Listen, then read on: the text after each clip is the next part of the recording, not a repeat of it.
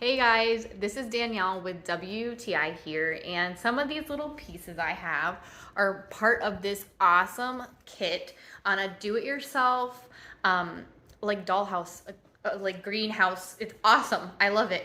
So I didn't know how much fun I could have with this, but I'm going to show you some of the details of this project. So I've never done anything like this, but the instructions were very user-friendly.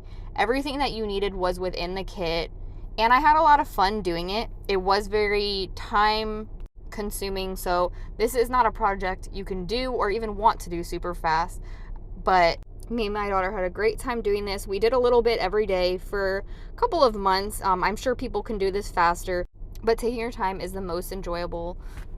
All of the paper pieces that were used, you do have to cut out yourself, and all the other things like the vases or some of the wood pieces were already cut for you. So this was just an overall really fun new craft to do, and I feel like almost anybody can do this and enjoy themselves.